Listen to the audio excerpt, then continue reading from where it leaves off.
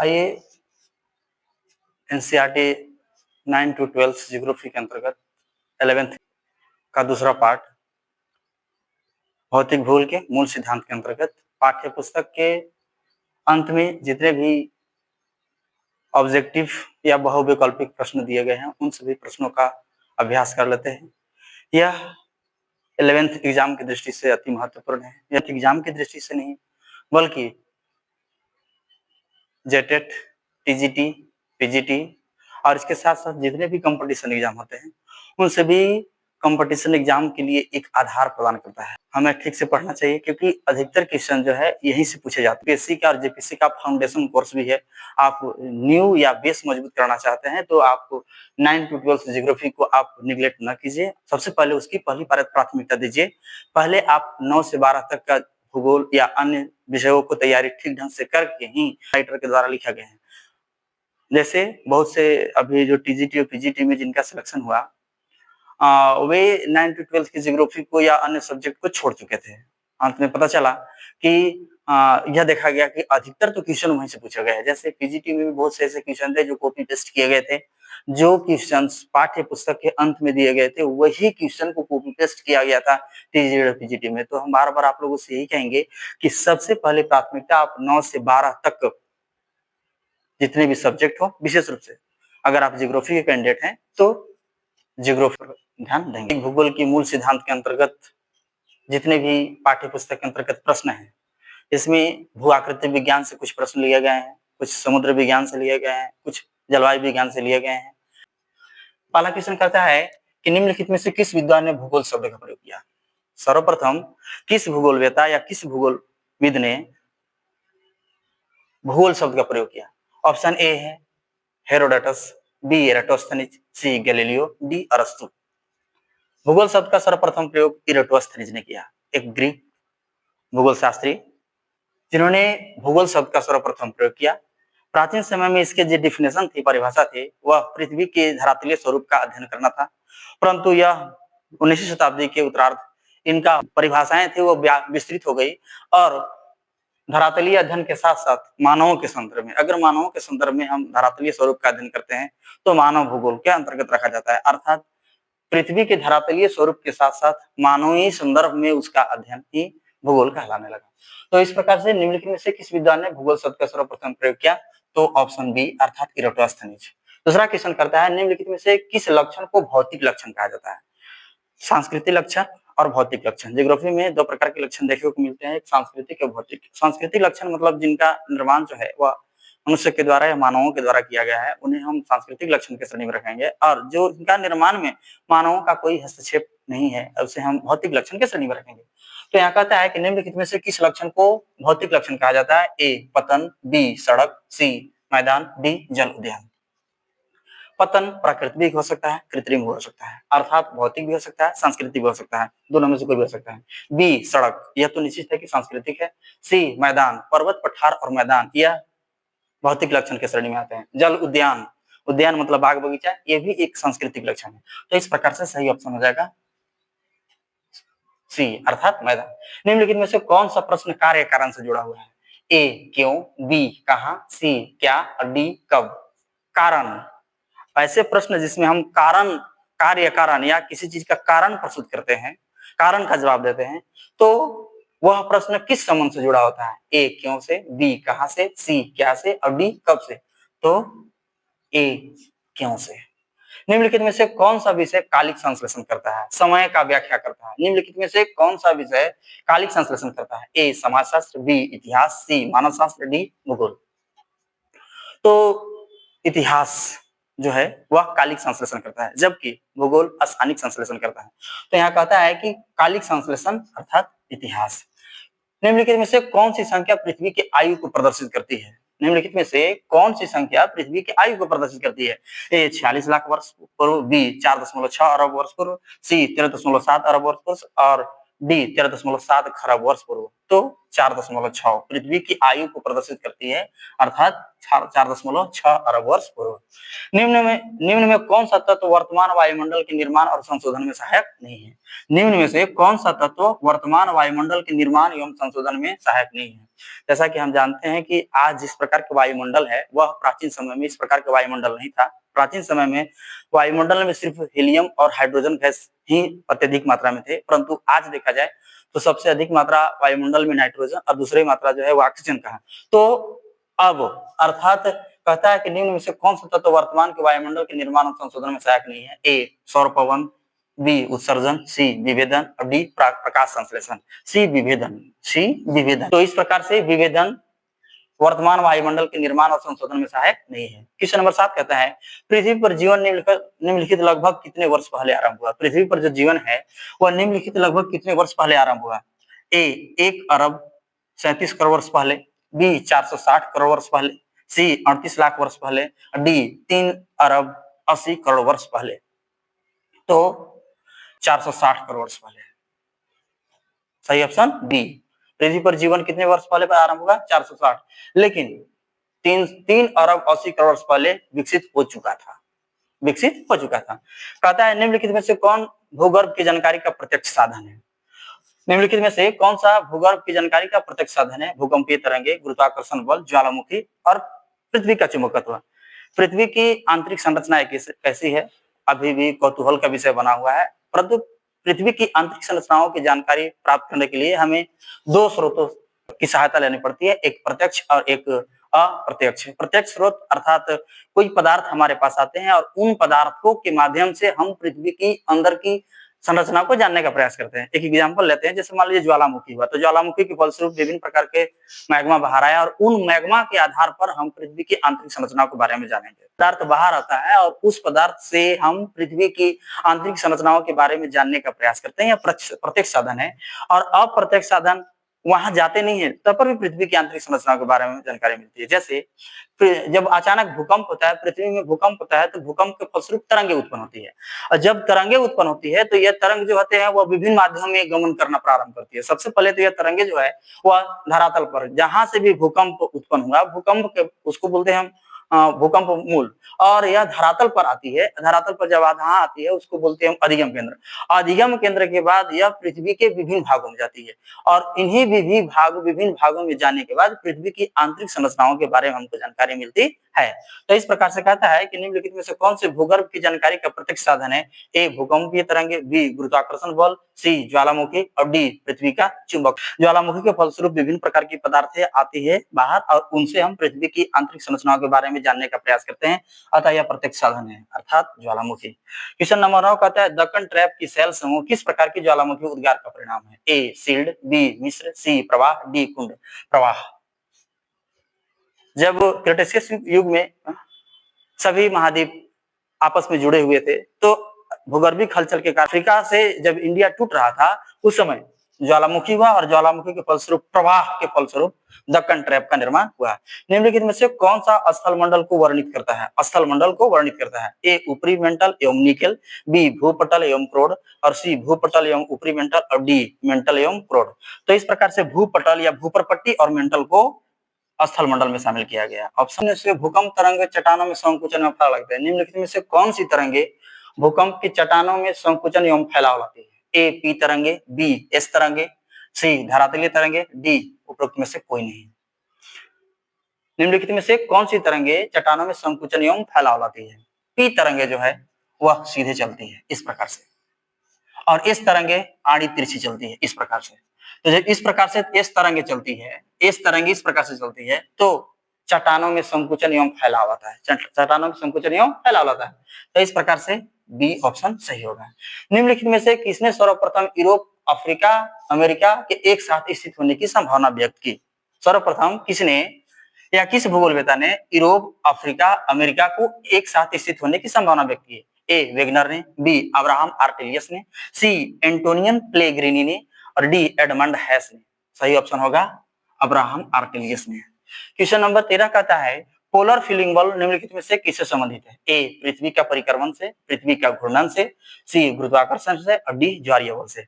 Wegener के द्वारा दिया गया महाद्वीपीय विस्थापन सिद्धांत के अंतर्गत यह बताया गया कि महाद्वीपों का प्रवाह हो रहा है और यह महाद्वीपों का प्रवाह जो हो रहा है वह 2 कारणों से हो रहा है। एक पोलर फीलिंग बल और दूसरा का ज्वारीय बल।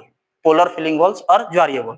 पोलर फिलिंग बल के फलस्वरूप कुछ महाद्वीप जो थे वो विषुवत रेखा की ओर खिसके या भूमध्य रेखा की ओर खिसके, और ज्वारीय बल के कारण कुछ महाद्वीप जो थे और पश्चिम की ओर खिसके। तो इस प्रकार से पृथ्वी का घूर्णन बल, पृथ्वी के घूर्णन बल जो है पोलर फिलिंग बल से संबंधित रखता है। 14वां कहता है इनमें से कौन सी लघु प्लेटें हैं? ए नजाका, बी फिलीपीन, सी अरब, डी अंटार्कटिका। कुल मिलाकर के 7 प्लेटें, जिसमें उत्तरी अमेरिकन, दक्षिणी अमेरिकन, प्रशांत महासागरीय प्लेटें, इंडो ऑस्ट्रेलियन प्लेटें, यूरेशियन प्लेटें और अंटार्कटिका प्लेटें। तो अंटार्कटिका जो प्लेटें है वे लघु प्लेट नहीं है। हिमालय पर्वत के साथ प्लेट की सीमा किस तरह की प्लेट सीमा है? हिमालय पर्वत के निर्माण में किस प्रकार के प्लेट सीमाओं का अभिसरण का परिणाम है? कहता है महासागरीय और महाद्वीपीय अभिसरण, महासागरीय प्लेट और महाद्वीपीय प्लेट का अभिसरण, अपसारी सीमा, रूपांतरण सीमा, और डी महाद्वीपीय और महाद्वीपीय अभिसरण, महाद्वीपीय प्लेट और महाद्वीपीय प्लेट का अभिसरण। क्योंकि हम हिमालय की उत्पत्ति के बारे में जानते हैं कि हिमालय का उत्पत्ति जो है वह इंडियन प्लेटें और यूरेशियन प्लेटें के टकराने के फलस्वरूप हुआ है। इंडियन प्लेटें और यूरेशियन प्लेटें जब अभिसरित हुई तो तेथी सागर का मलबा ऊपर उठ गया, जिसके फलस्वरूप हिमालय का निर्माण हुआ। तो इंडियन प्लेटें भी महाद्वीपीय प्लेटें हैं और यूरेशियन प्लेटें भी महाद्वीपीय प्लेटें। इस प्रकार सही ऑप्शन क्या हो जाएगा? डी। 16 कहता है निम्नलिखित में से कौन सा एक अनुक्रमिक प्रक्रिया है? ए निक्षेपण, बी ज्वालामुखी, सी पटल निरूपण, डी अपरदन। अनुक्रमिक, एक क्रम में चलता है। जैसे कोई चीज ऊपर उठा हुआ है और वह उठा हुआ भाग, धरातल से कोई भी ऊपर उठा हुआ भाग धीरे धीरे कटता छटता है और एक समय ऐसा आता है कि वह ऊंचावच विहीन हो जाता है, एकदम समतल हो जाता है, या कहीं कहीं उबड़ खाबड़ क्षेत्र देखने को मिलता है जिसको बोलते हैं मोनेड नॉक पर्वत कहते हैं। तो यह एक अनुक्रमिक प्रक्रिया है, अपरदन। हम कह सकते हैं कि निम्नलिखित में से कौन सी एक अनुक्रमिक प्रक्रिया है? तो डी ऑप्शन, अपरदन। क्वेश्चन नंबर 18 कहता है जलयोजन प्रक्रिया निम्नलिखित में से किस से प्रभावित होती है? ए ग्रेनाइट से, बी वाटर से, सी चिका से, डी लवण से। सही ऑप्शन होगा लवण से।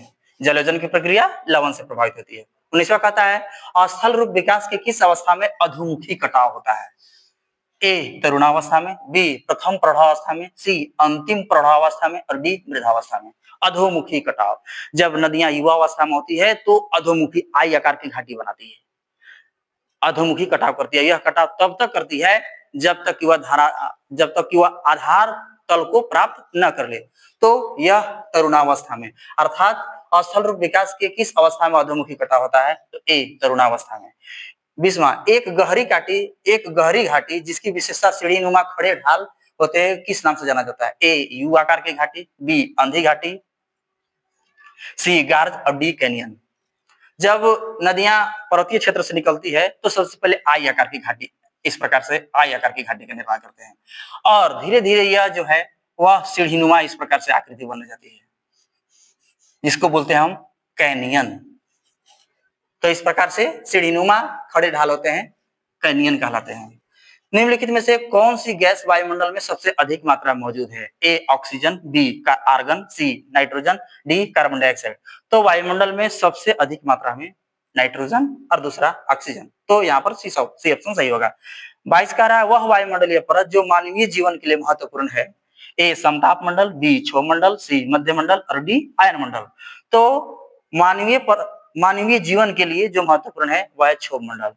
क्षोभ मंडल पृथ्वी के धरातल से सटा हुआ, जिसकी ऊंचाई लगभग धरातल से 8 से 18 किलोमीटर है। मौसम संबंधी जितनी भी घटनाएं होती हैं इसी परत में देखने को मिलती है और यह परत में ही ऑक्सीजन, नाइट्रोजन प्रचुर मात्रा में या जलवाष्प प्रचुर मात्रा में विद्यमान है। अतः हम कह सकते हैं कि मानवीय जीवन के लिए महत्वपूर्ण है। समुद्री नमक, प्राग, धुआं, कालीनोवा, महीन और धूलकण मिट्टी किससे संबंधित है? गैस से, जलवाष्प से, धूलकण से और उल्कापात से। तो धूलकण से। निम्नलिखित में से कितनी ऊंचाई पर ऑक्सीजन की मात्रा नगण्य हो जाती है? ए 90 किलोमीटर, बी 100 किलोमीटर, सी 120 किलोमीटर, डी 150 किलोमीटर। जैसे जैसे धरातल से ऊंचाई बढ़ती जाती है वैसे वैसे ऑक्सीजन की मात्रा जो है धीरे धीरे घटती जाती है और 120 किलोमीटर की ऊंचाई जाने पर ऑक्सीजन की मात्रा नहीं के बराबर हो जाती है। क्वेश्चन नंबर 25 कहता है कि निम्नलिखित में से कौन सी गैस सौर विकिरण के लिए पारदर्शी और पार्थिव विकिरण के लिए अपारदर्शी होता है। निम्नलिखित में से कौन सी गैस सौर विकिरण के लिए पारदर्शी और पार्थिव विकिरण के लिए अपारदर्शी होता है। A oxygen, B nitrogen, C helium, D carbon dioxide. सूर्य से आने वाली जो किरणें होती है उनको सौर विकिरण कहते हैं, और धरातल से या पृथ्वी से टकरा करके जो जाती है उसे हम बोलते हैं पार्थिव विकिरण। तो कार्बन डाइऑक्साइड जो है वह सूर्य से आने वाली किरणों अर्थात सौर विकिरण को धरातल पर आने तो देती है, परंतु पृथ्वी से टकराने वाली पार्थिव विकिरण को पुनः वापस जाने नहीं देती है, अर्थात डी ऑप्शन सही होगा। कहता है कि निम्नलिखित में किस अक्षांश पर 21 जून को दोपहर सूर्य की किरणें सीधे पड़ती है। 21 जून को दोपहर सूर्य की किरणें सीधे पड़ती है। ए विषुवत-वृत्त, बी 23.5 डिग्री उत्तरी अक्षांश, सी 66.5 डिग्री उत्तरी अक्षांश और डी 66.5 डिग्री दक्षिणी अक्षांश।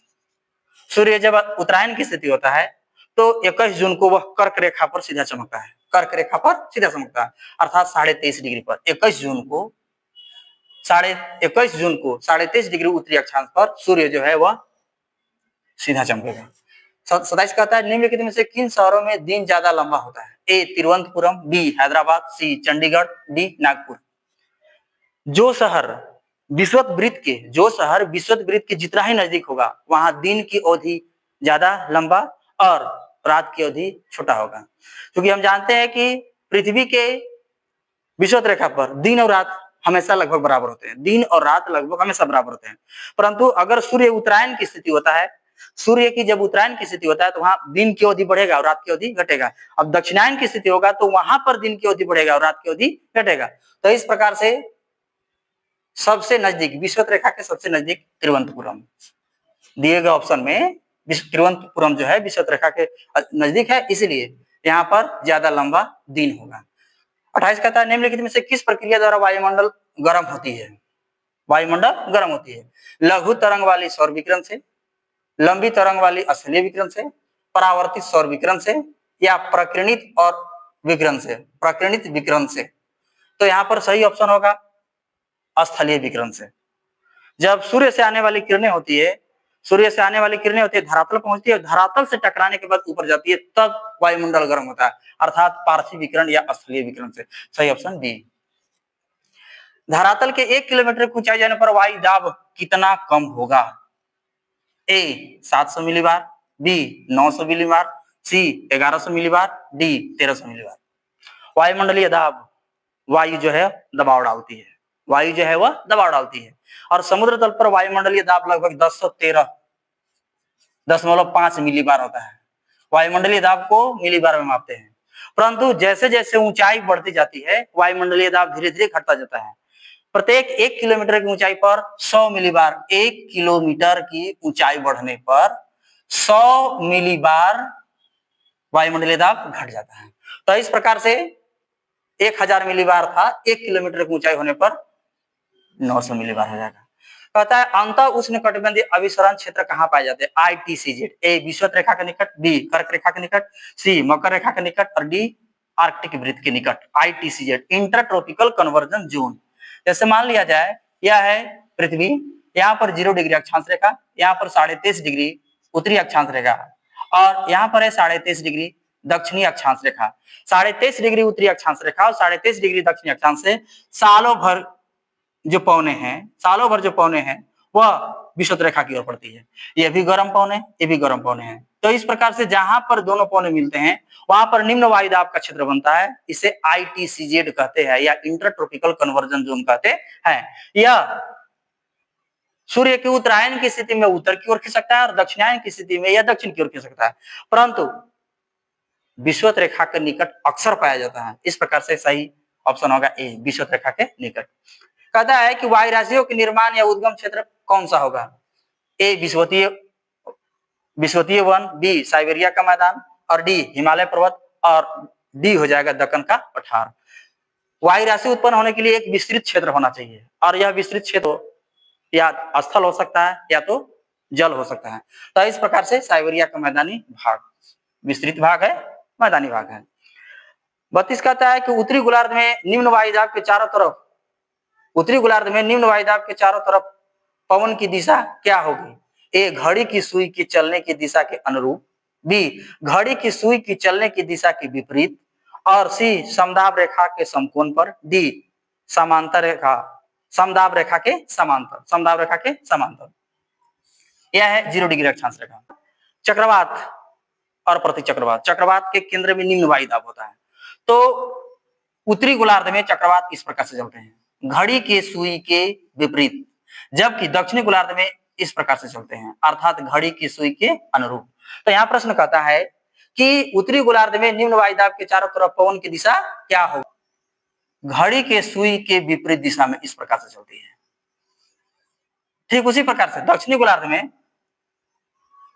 इस प्रकार से चलती है, घड़ी की सुई के अनुरूप। तो इस प्रकार से सही ऑप्शन होगा विपरीत, बी, अर्थात घड़ी की सुई की चलने की दिशा के विपरीत। क्वेश्चन नंबर 33 कहता है मानव जीवन के लिए वायुमंडल का सबसे महत्वपूर्ण घटक निम्नलिखित में से कौन सा है? ए जलवाष्प, बी धूलकण, सी नाइट्रोजन और डी ऑक्सीजन। मानव जीवन के लिए वायुमंडल का सबसे महत्वपूर्ण घटक जलवाष्प। कहता है वह प्रक्रिया कौन सी है जिसके द्वारा जल द्रव से गैस में बदल जाता है? द्रव से गैस में बदल जाता है। ए संघनन, बी वाष्पीकरण, सी वाष्पोत्सर्जन, डी अवक्षेपण। जल द्रव से गैस में बदलने की प्रक्रिया वाष्पीकरण कहलाती है, और गैस यानी भाप से द्रव में बदलने की प्रक्रिया संघनन कहलाती है। अगला कहता है निम्नलिखित प्रकारों में बादलों में आकाश में सबसे ऊंचा बादल कौन सा होगा? ए पछाव, बी वर्षा मेघ, सी स्तरीय मेघ, डी कपासी मेघ। तो सबसे ऊपर पछाव, उसके नीचे कपास, उसके नीचे स्तरीय मेघ, पछाव मेघ, कपासी मेघ और स्तरीय मेघ। 36 कहता है कोपेन के ए प्रकार की जलवायु के लिए निम्न में से कौन सी दशा पाई जाती है? ए सभी महीना में उच्च वर्षा, बी सबसे ठंडे महीने का औसत मासिक तापमान हिमांक बिंदु से अधिक, सी सभी महीना का औसत मासिक तापमान 18 डिग्री सेंटीग्रेड से अधिक, और डी सभी महीना का औसत तापमान 10 डिग्री सेंटीग्रेड से अधिक। तो सही ऑप्शन होगा सी, सभी महीना का औसत मासिक तापमान 18 डिग्री सेंटीग्रेड से अधिक। 37 कहता है जलवायु की वर्गीकरण से संबंधित कोपेन की पद्धति व्यक्त किया जा सकता है? ए अनुप्रयुक्त, बी व्यवस्थित, सी जनिक और डी अनुभविक। तो अनुभव के आधार पर अनुभविक, अर्थात कोपेन का जो जलवायु वर्गीकरण है वह अनुभविक है। भारतीय प्रायद्वीप के अधिकतर भाग में कोपेन पद्धति के अनुसार वर्गीकृत किया जाता है। ए एएफ, बी बीएसएच, सी सीएफबी और डी एएम। तो भारत के प्रायद्वीपीय पठार में कोपेन के द्वारा जो जलवायु प्रदेश बांटा गया है उसमें एएम है। अगला कह रहा है कौन सा साल विश्व का सबसे गर्म साल माना गया है? ए 1990, बी 1998, सी 1885, सी डी 1950। सही ऑप्शन 1998। 40 कहता है उस तत्व की पहचान करें जो जल चक्र में भाग नहीं लेता है। जल चक्र अर्थात संपूर्ण पृथ्वी पर जल जो है वह गतिशील अवस्था में होता है, और उस गतिशील अवस्था में कौन भाग नहीं लेता है? ए वाष्पीकरण, बी वर्षण, सी जलयोजन, डी संघनन। सही ऑप्शन सी अर्थात जलयोजन। 41 का आता है महाद्वीपीय ढाल की औसत गहराई निम्नलिखित में क्या होगी या किसके बीच होगी? ए 2 से 20 मीटर, बी 20 से 200 मीटर, सी 200 से 2000 मीटर और डी 2000 से 20000 मीटर। सही ऑप्शन 200 से 2000 मीटर। 42 का आता है लवणता को प्रति समुद्री जल में घुले हुए नमक की मात्रा को व्यक्त किया जाता है 10 ग्राम में, प्रति 100 ग्राम में, प्रति 1000 ग्राम में या प्रति 10,000 ग्राम में। सही ऑप्शन 1000 ग्राम में। 43 कहता है निम्न में से कौन सा सबसे छोटा महासागर है? सबसे छोटा महासागर कौन सा है? ए हिंद महासागर, बी अटलांटिक महासागर, सी आर्कटिक महासागर, डी प्रशांत महासागर। सबसे छोटा महासागर आर्कटिक महासागर। महासागरीय जल के ऊपर और नीचे की गति किससे संबंधित है? ए ज्वार से, बी तरंग से, डी धारा से, डी इनमें से कोई नहीं। ऊपर और नीचे की गति, ऊपर और नीचे ज्वार से या ज्वार और भाटा। ऊपर और नीचे की गति ज्वार और भाटा कहलाती है। पृथ्वी और चंद्रमा की न्यूनतम दूरी कब होती है?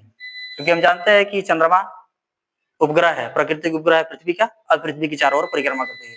तो न्यूनतम दूरी कब होगी? पृथ्वी और चंद्रमा की न्यूनतम दूरी कब होती है? ए ऑफशोर, बी उपसौर, सी अपभू और डी उपभू। न्यूनतम दूरी जो होता है उपभू, जब पृथ्वी और चंद्रमा के बीच की दूरी न्यूनतम होती है। पृथ्वी और सूर्य के बीच या पृथ्वी और सूर्य के बीच ऑफशोर की स्थिति कब होती है? अर्थात पृथ्वी और सूर्य के बीच अधिकतम दूरी कब होती है? ए अक्टूबर में, बी जुलाई में, सी सितंबर में, डी जनवरी में। ऑफशोर की स्थिति जुलाई में, बी जुलाई में। 47 कहता है बृहद ज्वर आने का क्या कारण है? बृहद ज्वर आने का क्या कारण है? सूर्य और चंद्रमा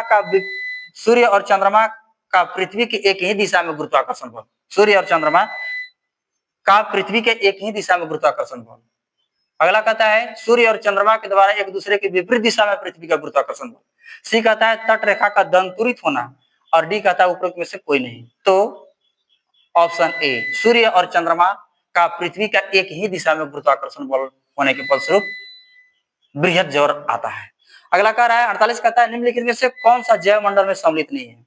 ए केवल पौधे, बी केवल प्राणी, सी सभी जैव और अजैव और डी सभी जीवित जीव। जितने भी जीवित जीव हैं सबको जैव मंडल में शामिल किया गया है, अर्थात डी सही। उष्णकटिबंधीय घास के मैदान को किस नाम से जाना जाता है? ए प्रेयरी, बी स्टेपी, सी सवाना, डी इनमें से कोई नहीं। तो उष्णकटिबंधीय घास के मैदान को सवाना, अफ्रीका में सवाना। प्रकाश संश्लेषण की प्रक्रिया के दौरान प्रकाश की उपस्थिति में कार्बन डाइऑक्साइड जल के साथ मिलकर क्या बनाती है? ए प्रोटीन, बी कार्बोहाइड्रेट, सी अमीनो एसिड, डी विटामिन। सही ऑप्शन कार्बोहाइड्रेट्स। 51 कहता है जैव विविधता के संरक्षण निम्न में से किसके लिए महत्वपूर्ण है? जंतु के लिए, पौधों के लिए, पौधे और प्राणी के लिए, सभी जीवधारी के लिए। सभी जीवधारी। कहता है निम्नलिखित में से असुरक्षित प्रजाति कौन सी है? असुरक्षित प्रजाति कौन सी है जो दूसरों की सुरक्षा दे? बाघ एवं शेर, जिनकी संख्या अधिक है, जिन प्रजातियों को लुप्त होने का खतरा है। सही ऑप्शन जिन प्रजातियों के लुप्त होने का खतरा है। नेशनल पार्क एवं पशु विहार निम्न से किस उद्देश्य के लिए बनाया गया है? ए मनोरंजन के लिए, बी पालतू जीवों के लिए, सी शिकार के लिए, डी संरक्षण के लिए। तो जीवों के संरक्षण के लिए नेशनल पार्क और पशु विहार बनाए गए हैं। 54 कहता है जैव विविधता समृद्ध क्षेत्र है, अर्थात सबसे अधिक जैव विविधता कहाँ देखने को मिलता है?